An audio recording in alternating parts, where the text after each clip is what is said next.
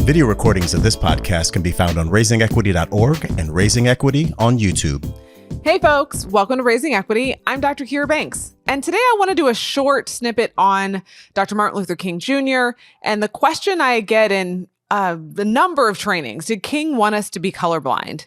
The answer is no. No, he didn't. He absolutely saw race. He saw racism. He saw the impact of racism and classism and all sorts of inequities in our society. What he said is that he didn't want people to be judged by the color of their skin. He wanted people to be judged by the content of their character, not the color of their skin. He had the dream for his 4 little girls, right? If you remember in his speech, he never said, let's not see it. And I want to be really clear because I hear people invoke Dr. King in saying, well, we shouldn't talk about race. We shouldn't see race. We should just treat each other as individuals, as King wanted. He said he wanted people to be treated fairly. He didn't say we should ignore their skin color and their race.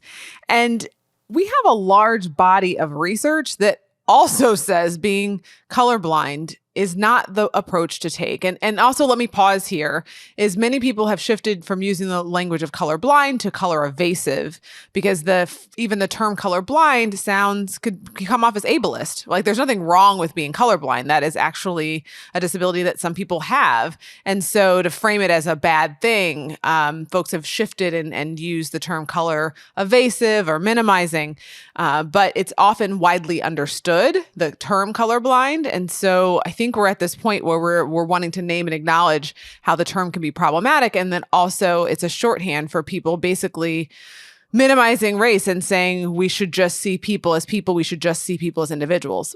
All that to say, we have a large body of research that suggests that is not the approach, that taking that approach, being color evasive, doesn't minimize the impact of racism. So people say, oh, well, if we just, take the names off of resumes, then we won't see the race. And so then we're doing kind of we're doing a review of the resumes where we can't see their names, and right, all of this, that takes it out of the equation.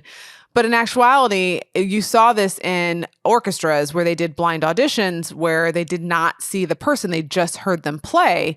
And orchestras found a huge increase in women being invited to be part of orchestras when they did this type of audition. It's not as simple when it comes to other sorts of resumes or jobs, right? Because there can be other markers, not just a name, but where someone went to school or what organizations or fraternities or volunteer organizations they're a part of or connected to. And then here's the issue. Even if someone can scrub their race and their racial identity and their affiliations from their resume and make it through, have you created an environment where they'll be respected, where they're able to thrive, where they can bring their full selves, right? So that does not solve the problem of racial bias in hiring. I've also heard people say, well, that's just, I just want to see people as individuals and I don't want to see them as a racial group. Like, people will say, oh, Kira, I don't think of you as Black. I just think of you as Kira. Well, in a way that could be seen as offensive because being Black is a part of who I am.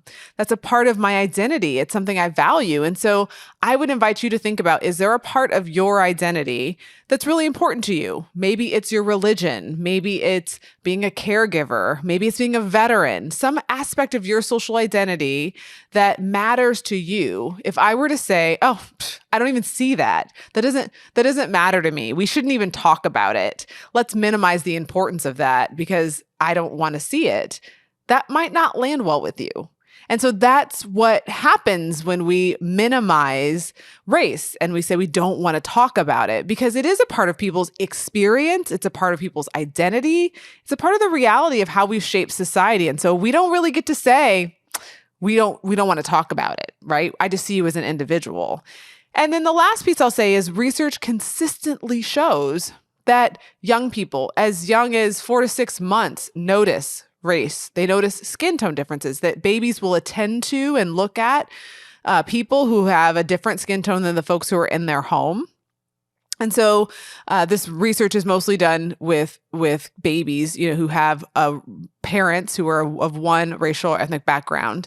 And so that shows that they're noticing race. Now, that doesn't mean that they are noticing and have all the baggage that we have about race in terms of ideas and about who people are and who's good or who's bad, that means they're noticing skin tone. They're noticing the level of melanin that someone has in their skin. So they see race. And that's okay. They're learning how to be in this world. They're making sense of what's happening around them. And so it would make sense that they'd see it. So if babies see it, and then we have research of as young as preschool, kids start to pick up the baggage that we have about race and start to understand the stories and the narratives of who's trustworthy, who's pretty, who's good, who's smart, right? As young as preschool, 3 to 5. So if babies see it and the 3 to 5-year-olds are starting to pick up the narratives and stories that we tell, how are we going to claim as adults that we don't see race? We see it. It's a matter of acknowledging and naming the ways in which we've been told stories, the ways in which it shaped our ideas about ourselves, our others, and others, and then managing that. So to claim that you don't see it does not absolve you of the fact that you have been socialized to see the world in a racialized way. Beverly Daniel Tatum, author of Why Are the Black Kids Sitting Together in the Cafeteria, talks about it being like smog in the air. Like if these messages and narratives are like smog in the air, how are you going to say you don't breathe that in, right? That's when people say, oh, I don't have a prejudiced bone in my body. We all do. And it's a matter of acknowledging that and then managing it, because we can't work against it if we don't acknowledge it or name it. So I wanted to share this just because I like I said, I get this question a lot, and I want you to be able to join me in the chorus of no's that King did not say we should be colorblind. He did not say that. And if we really dig deeper, it's not the approach to take. It doesn't solve for racism. He saw classism, imperialism. He saw all sorts of isms and oppression in society. He wanted us to see it, to name it, to work and be in coalition to dismantle it. That's what he wanted. And I wonder, I feel like this question came up a lot in the past, and then it was less common for a while.